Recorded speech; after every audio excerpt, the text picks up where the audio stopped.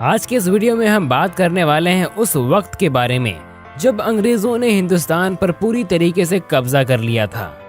अंग्रेजों के अत्याचार से तंग हर भारतीय के दिल में बस एक ही इच्छा थी, हिंदुस्तान को अंग्रेजों से आजाद करवाना है। जहां एक तरफ हिंदुस्तान में आजादी के लिए आंदोलन हो रहे थे, वहीं दूसरी तरफ भारतीयों पर अंग्रेजों के अत्याचार दिन ब दिन बढ़ते जा रहे थे। ऐसे में हिंदुस्तान की धरती पर एक शेर ने जन्म लिया जिसने हिंदुस्तान के इतिहास को बदल कर रख दिया। जी हाँ दोस्तों, हम बात कर रहे हैं महान क्रांतिकारी शहीद भगत सिंह की। दोस्तों, भगत सिंह का जन्म 28 सितंबर 1907 को बंगा गांव में हुआ था, जो कि अब पाकिस्तान का हिस्सा है। भगत सिंह के पिता का नाम सरदार किशन सिंह था और उनकी माता का नाम विद्यावती कौर था। दोस्तों, भगत सिंह के परिवार के सभी लोग बहुत ही वीर और साहसी थे और उनके चाचा भी एक स्वतंत्र सेनानी थे। दोस्तों, भगत सिंह अपने बचपन से ही बहुत ही साहसी, निडर और बहादुर थे और वे इतने हिम्मत वाले थे कि अपने से बड़ी उम्र वाले बच्चों से नहीं डरते थे। तो चलिए दोस्तों, अब हम आपको भगत सिंह के बचपन का एक किस्सा सुनाते हैं। एक बार भगत सिंह अपने पिता के साथ खेत में गए। वहां उन्होंने अपने पिता से पूछा, पिताजी आप खेत में क्या करते हैं? तो उनके पिता ने जवाब दिया कि हम यहाँ पर बीज बोते हैं जिससे फसल उगती है और उन फसल से हम खाना बनाते हैं। जिसे सुनकर भगत सिंह ने कहा, फिर पिताजी हम यहाँ पर बंदूक क्यों नहीं बोते ताकि अंग्रेजों को मारने के भी काम आए, और हमारे पास ढेर सारी बंदूकें होंगी तो फिर हम अंग्रेजों का डटकर मुकाबला कर सकेंगे। दोस्तों, सरदार किशन सिंह ने अपने बेटे के मुंह से ऐसी बातें सुनी तो पहले तो वो हैरान हो गए, लेकिन फिर मन ही मन वो बहुत खुश हुए।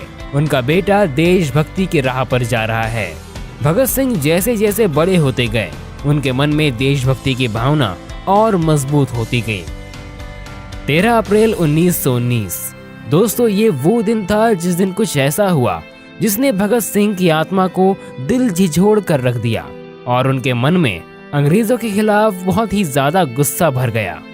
दोस्तों, ये वो दिन था जिस दिन भारत के इतिहास का सबसे ज्यादा क्रूर नरसंहार हुआ। ये वो घटना थी अमृतसर के स्वर्ण मंदिर के निकट जलियांवाला बाग में हुए हत्याकांड की। दोस्तों, ये वो घटना थी जिसमें अंग्रेजी अधिकारी जनरल डायर ने रिवोल्ट एक्ट के खिलाफ प्रदर्शन कर रहे निहत्थे प्रदर्शनकारियों को बिना किसी चेतावनी के गोलियां चलवा दी। दोस्तों, इस हत्याकांड में 1000 के करीब लोगों को मार दिया गया। जब भगत सिंह ने इस घटना के बारे में सुना तो वो 20 किलोमीटर पैदल चलकर उस घटना स्थल पर पहुंच गए और वहां जाकर जो उन्होंने देखा वो बहुत ही दर्दनाक था। और उस दिन से उन्होंने उन सब शहीदों का बदला लेने की ठान ली और वहां की मिट्टी जो कि खून से लाल हो चुकी थी उसे मुट्ठी में भरकर घर ले आए और उस समय उनकी उम्र महज 12 साल की थी। 1 अगस्त 1920 वो तारीख थी जिस दिन महात्मा गांधी ने असहयोग आंदोलन की शुरुआत की।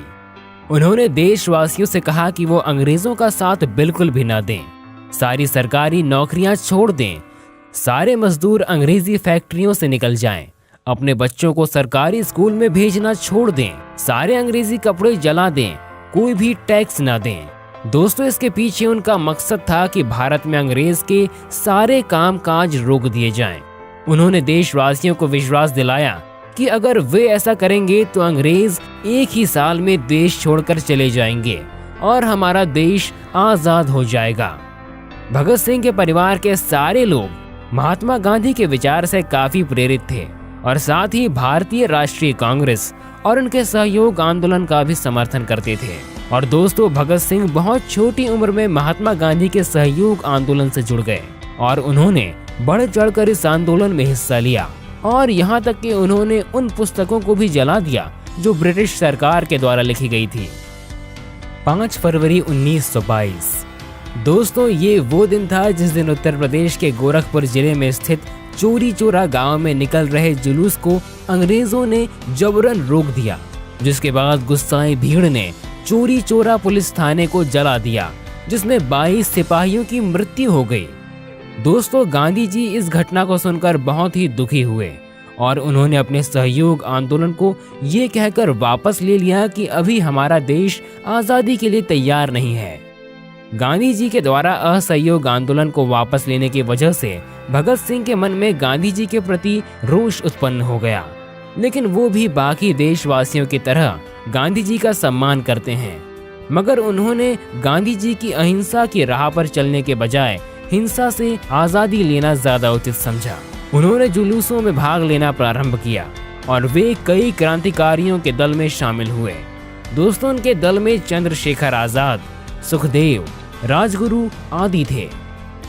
9 अगस्त 1925 भारतीय स्वतंत्रता संग्राम के सेनानियों के द्वारा हथियार खरीदने के लिए अंग्रेजी सरकार का सोना लूटने की घटना हुई, जिसे हम आज काकोरी कांड के नाम से जानते हैं। दोस्तों, इस घटना में पकड़े गए क्रांतिकारियों में से 4 क्रांतिकारियों को फांसी की सजा व बाकी क्रांतिकारियों को आजीवन कारावास की सजा सुनाई गई। दोस्तों, इस बात से भगत सिंह इतने ज्यादा क्रोधित हो गए कि उन्होंने अपनी पार्टी नौजवान भारत सभा का हिंदुस्तान रिपब्लिक एसोसिएशन में विलय कर दिया और उसे एक नया नाम दिया, हिंदुस्तान सोशल रिपब्लिक एसोसिएशन। 30 अक्टूबर 1928 दोस्तों, ये साल था जिस साल साइमन कमीशन के खिलाफ भारत में कई प्रदर्शन हुए। इन दिनों उन्होंने लाहौर में एक जुलूस निकाला जिसमें ब्रिटिश सरकार के अधिकारियों ने लाला लाजपत राय और उनके साथियों पर लाठी चार्ज करके उन्हें बहुत ज्यादा घायल कर दिया। इस दिन लाला लाजपत राय ने कहा था कि मेरे शरीर पर पड़ी एक एक लाठी अंग्रेजी ताबूत में एक एक कील का काम करेगी। इस घटना के कुछ समय बाद लाला लाजपत राय का निधन हो गया।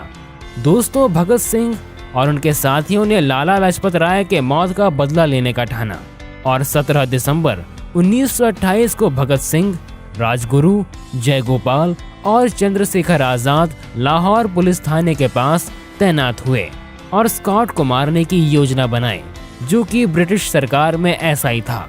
लेकिन उस दिन स्कॉट वहां नहीं था और स्कॉट की जगह सॉन्डार्स को मारने के लिए आगे बढ़ गए, जो कि ब्रिटिश सरकार का नुमाइंदा ही था। और फिर उन्होंने सॉन्डार्स को गोली मारकर लाला लाजपत राय की मौत का बदला लिया। दोस्तों, ये वही घटना थी जिसके बाद भगत सिंह ने अपनी दाढ़ी और बाल काट लिए थे ताकि उन्हें कोई पहचान न सके। और उसके बाद उनके साथियों ने अंग्रेजी हुकूमत की नाक में दम करने के लिए कई क्रांतिकारी आंदोलन और काम किए। दोस्तों, फिर कुछ समय बाद उन्होंने ब्रिटिश असेंबली पर बम फेंके और ये बम उन्होंने किसी को मारने के लिए नहीं बल्कि सोई हुई ब्रिटिश सरकार को जगाने के लिए फेंके थे। और उन्होंने इन बमों को ऐसी जगह पर फेंका जिससे किसी को भी नुकसान न हो और इसके बाद उन्होंने खुद को पुलिस के हवाले कर दिया। उनका मानना था उनके जीवन से ज्यादा जरूरी है ब्रिटिश हुकूमत के अत्याचार को दुनिया के सामने लाया जाए।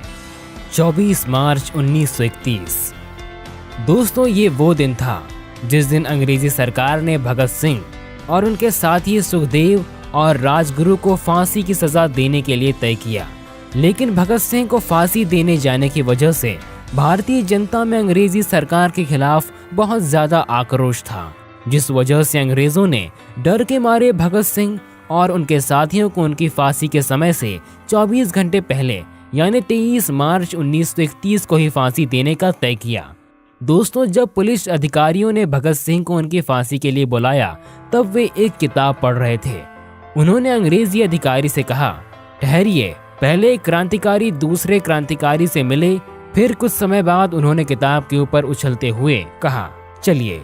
फांसी के लिए जाते समय भगत सिंह, सुखदेव और राजगुरु तीनों मस्ती से गाने गा रहे थे। उन्होंने फांसी के तख्ते पर खड़े होकर इंकलाब जिंदाबाद के नारे लगाए।